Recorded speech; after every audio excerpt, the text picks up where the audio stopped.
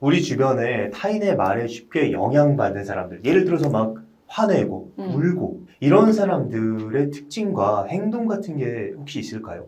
이제 자신의 생각이나 그런 주장을 정확하게 하지 못하기 때문에 다른 사람이 나를 어떻게 볼까 또는 나에 대해서 부정적인 평가를 하거나 이럴 때 이제 굉장히 막 그 요동을 치는 거죠. 감정적으로. 그러다 보니까 자기 자신에 대해서도 별로 못마땅하게 생각하는 것도 많고 예. 타인에 대해서도 험담 욕구가 꽉 차게 되는 경우가 많아요. 그래서 매력적인 사람과는 이렇게 공감도 잘해주고 매력적인 사람과는 가까이 가고 싶지만 얘기만 꺼냈다 하면 험담하는 사람들 있잖아요. 예. 그런 사람 옆에 별로 가고 싶지 않잖아요. 그렇죠. 그러니까 얘기를 막 험담을 누구를 얘기하는데 내가 이제 A고 B인데 C 얘기를 막 한단 말이에요. 만약에 B가 건강한 사람이면은 예. 부드럽지만 단호하게 자리를 박차고 일어나면서 아 지금 제가 할 일이 이렇게 있거든요. 지금 얘기는 여기까지 하죠 하면서 딱 일어날 수 있겠지만 이 사람도 만약에 좀 뭔가가 주눅 들어 있고 잘 거절하지 못하는 사람이라면 부하 내동에서 A가 말하는 게 굉장히 불편하고 싫지만 계속 앉아있게 되는 거죠. 그리고 마지 못해서 맞아요. 네, 네. 이렇게 수긍하듯이 얘기를 하게 되는데 의외로 그런 사람이 되게 많은 거 예. 아시죠? 이게 무조건 공감이 좋은 거라고 생각하는데 이런 식의 공감은 하면 안 되는 거잖아요. 네, 그거는 이제 공감이라고 하기보다는 예. 이 시에 대해서 험담을 하면서 유대관계를 쌓는 아주 안 좋은 방법을 쓰고 있는 거죠. 예. 그러니까 진정한 그 건강한 공감이 아니니까 예. 내가 지금 누구에 대해 험담하고 있는 게 내가 잘하고 있다는 생각은 안 하잖아요. 예. 순간은 후련하고 이 사람이 맞장구를 쳐주니까 그 상황이 예. 괜찮을 수 있지만 안 좋아하게 돼요. 근데 왜 안 좋아하는 거죠? 얘기를 들어주는데? 이 사람을 좋은 사람으로 생각을 안 하게 되는 거예요. 아. 나도 지금 나쁜 사람인데 그 나쁘게 얘기하는 말에 장단을 맞춰주기 때문에 이 사람도 안 좋아하는 거예요. 그래서 나중에 무슨 일이 생기냐면은 C한테 그 얘기가 들어가요. 예. 어찌어찌 해서 들어가요. 그러면 A는 실은 B가 당신에 대해서 욕하더라. 적반하장으로. 그러면 인간관계에서 이런 것들이 얽혀서 엄청 힘들어지는 거죠. 그러니까 흔히 일어나는 일이에요, 이게. 그렇다면은 그런 현상이 일어나는 이유가 있을까요? 어떤 심리 때문에 일어나는 거죠? 여러 가지 이유가 있겠지만 일단은 낮아진 자존감의 문제와 누구에게나 갖고 있는 열등감의 문제가 그렇게 발현되는 게 아닐까. 예. 열등감과 자존감은 떨어져서 생각을 할 수가 없는데 예. 열등감이 낮으면 자존감이 높아요. 근데 자존감이 낮으면 열등감이 높을 수밖에 없어요. 몸장님은 어떠세요? 열등감 있어요? 저도 열등감 때문에 어떻게 보면 심리학을 시작한 게 아닌가라는 생각도 좀 들어요. 근데 진짜 열등감이라는 게 그렇다면 나쁘기만 한 건가요? 이 열등감을 내가 어떻게 인식하고 어떻게 활용하느냐에 따라서 나쁘게도 되고 이제 좋게도 되는데 열등감이라는 문제가 이제 어느 정도는 해결이 돼야지만 진정한 자아를 찾고 그리고 이렇게 사람들과 소통하는데도 문제가 없고 예. 예를 들면 아까 얘기한 대로 A가 C에 대해서 B한테 계속 이제 욕을 했단 말이에요. 험담을 했단 말이에요.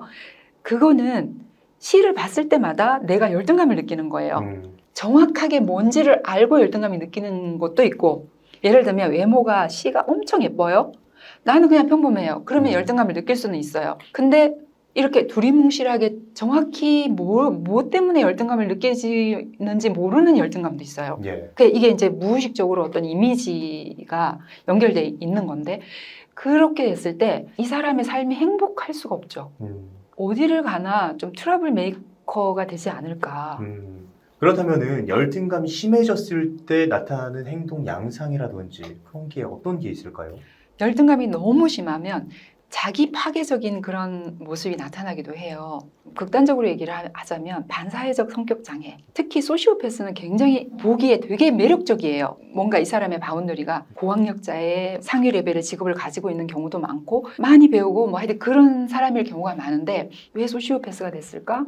통계적으로 예. 4명이 걸어가면 1명이 소시오패스라고 하거든요. 그렇게 많아요? 네. 소시오패스는 뭐냐면 실제적으로 범죄를 저지르진 않지만 타인에 대해서 공감을 못하고 굉장히 자기중심적이고 자기애가 강하고 자기애가 강한 만큼 또 반대급부로 자기 혐오적인 감정도 있어요. 다시 말하면 열등감에 쩔어 있는 사람이다라고 보여지는 거죠. 그러니까 어렸을 때부터 열등감을 막 쌓다가 병적으로 커지면은 예. 그런 성격 장애로 되기도 해요. 대부분은 수치스러운 감정이나 자기 인식에 대해서 모르는 채하고 외면하는 경우가 많아요. 그 열등감을 느끼지 못하게 자기 자신도 자꾸만 차단을 하는 거예요. 스스로에게조차 들키고 싶지 않아 하는 건가요? 그럼요. 그게 괴로우니까. 어찌 보면은 열등감을 극복해야 된다라고 하는데 완전한 극복은 없는 것 같아요. 근데 첫 번째가 내 안에 있는 열등감을 내가 보지 못하게 막기 위해서 다른 사람 앞에 내가 얼마나 열등감 없고 괜찮은 존재인지를 계속 얘기하기보다는 그런 자신을 빨리 깨달아서 내가 열등감 때문에 이런 행동을 하고 있구나라는 것들을 인식하는 게 일단 첫 번째고요. 그렇다면 그 인식을 어떻게 할 수 있을까요? 보통 잘 못할 것 같은데. 조금 어려울 수도 있고 아니면 알고 나면 쉬울 수도 있는데 우리가 흔히 심리학에서 무의식을 의식화해라 이렇게 얘기하거든요. 심리치료라는 것도 결국은 무의식에 있는 여러 가지 잡다한 문제들을 의식화해서 끄집어 올려서 그거를 직면하고 바라보면서 해결해 나가는 거잖아요. 왜 주변 사람이 나를 피하게 되는지 직접 말은 하지 않지만 느낌으로 알 수 있잖아요.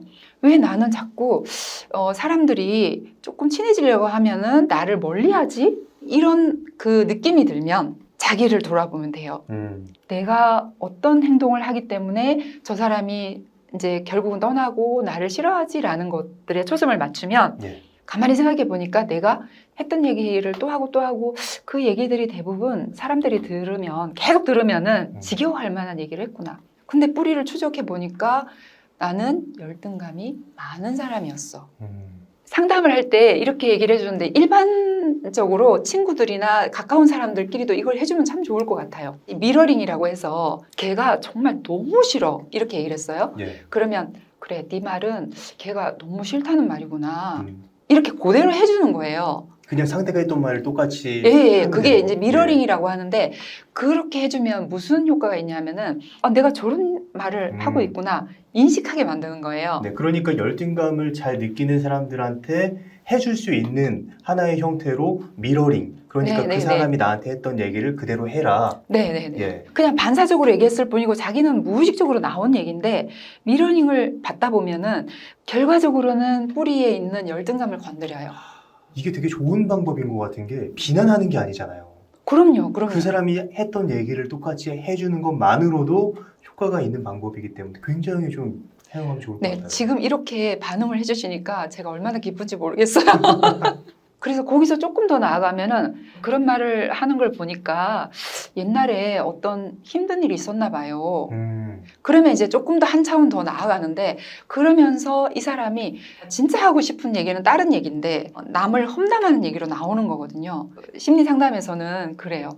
이 세상에 있는 모든 사람을 추적해서 들어가 보면 이해 못할 사람이 없다. 왜냐?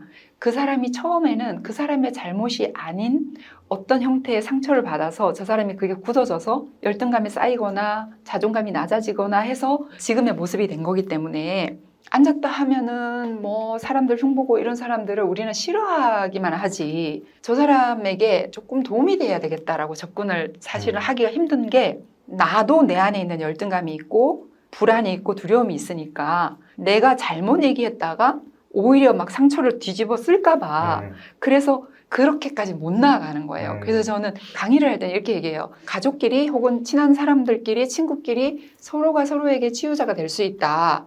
꼭 상담자한테 찾아오지 않아도 만약에 그럴 여유만 있다면 그냥 모든 사람들이 다 해결이 될 거다. 그게 이제 지금 말하는 그런 방법이거든요. 힘든 얘기 한 가지만 해보세요. 저한테. 채널 조회수가 안 나와서 힘드네요. 그럼 이제 미러링을 문장님은 지금 채널 조회수가 안 나와서 힘들다는 말이시군요. 그렇죠? 그렇죠. 뭐 이렇게 이제 얘기가 미러링을 해줬잖아요. 이게 첫 번째 단계인 거죠. 그럼 두 번째 단계로 넘어가면은 여기서 조회수를 올리도록 노력해 보세요. 그러니까 최악의 그 상담자가 그거예요. 지시적인 상담을 하는 거예요. 설익은 상담자들 있잖아요. 그러니까 제대로 이제 훈련을 못 받은 상담자들이 이런 실수를 하는데 잘못된 상담을 해서 오히려 더 상처받는 사람들이 생기고 있다 이런 얘기를 들어요. 그럼 조회수 더 열심히 해야 되겠네 이런 식으로 얘기하면 안 된다. 그렇죠. 그럼 제가 어떻게... 이제 안 되는 예를 든 거예요. 혹시 이제 이렇게 질문할 수 있겠죠. 혹시 조회수를 더 많이 나오게 하기 위해서 어떤 방법을 써보셨어요? 그러면 좀 토크가 되겠죠, 그죠? 예. 그러면 좀 긴 장황한 토크가 될 수도 있고, 아니면 정말 힘드시겠다. 어떡하죠? 왜냐하면 내가 해결책을 제시는 할 수 없지만 그게 진정한 공감이라는 생각이 들어요. 같이 힘들어 해주는 거죠. 그냥 때로는 왜 너무 힘든 사람, 슬픈 사람 얘기를 듣다가 막 이제 통곡을 하면 같이 우는 거예요. 그러면 희한하게도 그 사람이 치유가 돼요. 근데 저도 순간에 어떡하죠라고 말씀하셨을 때 약간 좀 위로받는 느낌이 들었어요. 예. 나도 뭔가 이렇게 대안을 제시하고 싶은 마음이 되게 크지만 해답이 안 될 수가 있잖아요. 그러면 솔직하게 얘기를 하는 거죠. 어떤 방법이 있을까요? 같이 좀 얘기해 볼까요? 이렇게 얘기하는 것만으로도 괜찮아요. 일단은 자기 인식을 하기 위한 여러 가지 방법에서 오늘처럼 이렇게 유튜브를 듣는 거예요. 예. 그러면 들으면서 한번 점검해 보는 거죠. 모든 사람이 다 열등감이 있다고 하는데 어떨 때 열등감을 느끼지? 예를 들면 제 내담자 중에 한 분은 TV에 정말 행복한 결혼 생활을 하는 연예인 부부가 나왔을 때 부러운 거 내지 화가 나면서 막 악플을 달고 싶은 그런 생각이 든대요. TV에 나와서까지 저렇게 좋은 모습 막 자랑하고 그래? 약간 이런 마음. 그리고 또 거기에 이제 이런 얘기를 하는 사람도 덧붙여 있는데 저거 다 쇼윈도 부부야. TV에 나와서 좋게 얘기하는 사람들 믿으면 안 돼. 다 이제 부정적으로만 이렇게 얘기를 하는 거예요. 실제로 안 그럴 수도 있잖아요. 정말 행복한 부부가 많은 부부들에게 이렇게 살면 좋겠다라는 걸 보이기 위해서 나왔을 수도 있는데 그렇게 극단적으로 부정적으로 보거나 막 화가 나는 이유를 한번 돌아봐야 되는 거죠. 그러면 거기에서 많은 걸 찾을 수 있어요. 내가 화를 낼 필요는 없지. 저 사람이 저렇게 사네? 나도 저렇게 살면 참 좋겠다. 이러면 좋잖아요. 생각을 한 바퀴만 딱 턴을 하면 그래 내가 열등감이 있나 봐. 열등감이 있어서 저렇게 행복하게 사는 부부를 보면 굉장히 너무 부러운 나머지 화가 나나 봐. 이거를 딱 그냥 솔직하게 받아들이면 오히려 있잖아요. 마음이 편해져요. 그러니까 누구나 열등감은 있다 그랬는데 열등감이 있구나라는 것을 이제 깨달았어요. 그러면 그 이후에 어떡할 것인가? 이거를 그냥 싹 없애야 되는 것인가? 근데 열등감을 1도 안 느낄 수는 없어요. 열등감을 10% 느끼느냐, 50% 느끼느냐에 따라서 이제 뭐 행복도 그리고 삶의 만족도가 달라지는 것이지. 그리고 열등감이 어느 정도 있다는 거는 자기 성장을 위해서 굉장히 좋은 도구가 될 수도 있어요. 오히려 그 부분을 더 열심히 뭐 공부를 하거나 노력을 해서 훌륭하게 된 사람들도 굉장히 많거든요. 그리고 항상 초심을 잃지 않게 되고 다른 사람을 배려하는 마음도 굉장히 많이 생길 수 있고. 그런데 열등감이 너무 커졌을 때 그게 문제이기 때문에 항상 내가 너무 열등감이 커져서 그게 다른 사람에게 비난거리가 되는지를 살펴봐야 되고 아직 거기까지 가지 않았다 그러면 나를 살펴보고 그리고 열등감에 대해서 자기 인식을 하는 게 중요하다고 했는데 인식하고 나서 그러면 극복하기 위해서 막 노력을 해야 되는 거잖아요. 그러면 어디까지 노력을 해야 되지? 뭘 노력해야 되지? 어떻게 노력해야 되는지. 그죠? 그게 굉장히 이제 힘든 숙제라고 생각을 할 수가 있는데 우선은 몇 가지로 나눠서 얘기를 해보면 친구들이 모임을 가졌어요. 예를 들면 여자 친구들이 한 4-5명 모여서 막 이렇게 수다도 떨고 막 이렇게 얘기를 한단 말이에요. 카페에서. 그럴 때 어떤 한 친구가 그날따라 너무 예쁘게 차리고 나온 거예요. 비싼 옷도 입고 명품 가방도 딱 들고 나왔는데 야, 너 그 백 가진 거 보니까 내가 열등감이 막 폭발하려고 그래. 이렇게 말을 할 수는 없지만 스스로 인식을 하라는 거예요. 내 자신이 저 애가 저 백을 가지고 있는 걸 보니까 나는 못 가졌기 때문에 내가 화도 나고 짜증도 나고 열등감을 느끼고 있네. 라는 거를 가지고 있는 거예요. 그리고 그 다음에는 진심을 다해서 그 친구를 칭찬해 주는 거예요. 처음에는 진심이 안 담길 수도 있어요. 근데 그게 진심으로 해야 된다고 생각하니까 잘 못하는 거예요.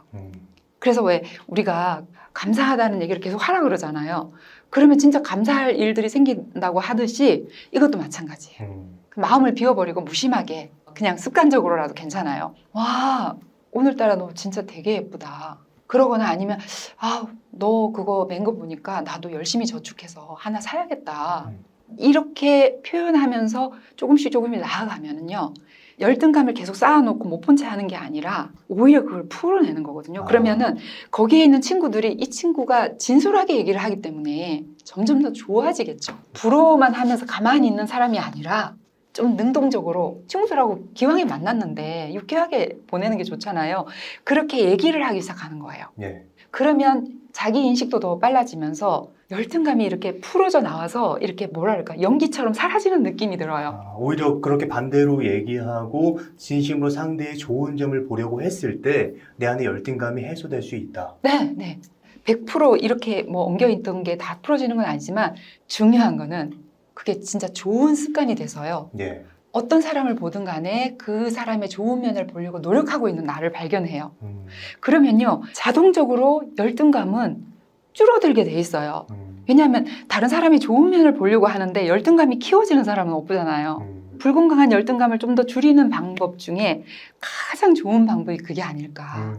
처음에는 진심이 아니었는데 시간이 한 달, 두 달 이렇게 지나면서 사람들의 좋은 면을 보기 시작하면은 험담하는 횟수도 점점 줄어들 뿐만 아니라 사람에게 긍휼한 마음이 생겨요. 긍휼이라는 게 아가페적인 사랑이라는 말의 또 다른 표현이거든요. 그래, 나도 가엾고 저 사람도 가엾은 면이 있어. 내가 부러워하는 어떤 면은 있지만 저 사람도 완벽하지 않기 때문에 힘들 거야. 저 사람이 샤넬백을 사서 막 이렇게 자랑하는 것도 어떻게 보면 열등감의 표출일 수 있어. 맞아요. 진짜 중요한 걸 딱 집어주셨는데 역시. 네. 근데 정말로 그럴 수 있어요. 그렇기 때문에 그 사람에게 있는 열등감을 어느 순간에는 내가 좀 더 성숙해지고 성장하면 읽을 수 있는 거예요. 그러면 긍휼한 마음도 생기겠죠. 그러면 자연스럽게 상대에 대한 칭찬을 진심 어리게 할 수도 있겠네요. 그렇죠. 그러면서 그 사람도 북돋아주고 나도 기분이 좋고. 열등감을 스스로 어떻게 내쳐야 되는지, 그리고 상대가 열등감을 보일 때 어떻게 반응하면 좋은지에 대해서 알아봤는데 좋은 얘기 해주셔서 굉장히 감사합니다. 네, 저도 감사합니다. 네.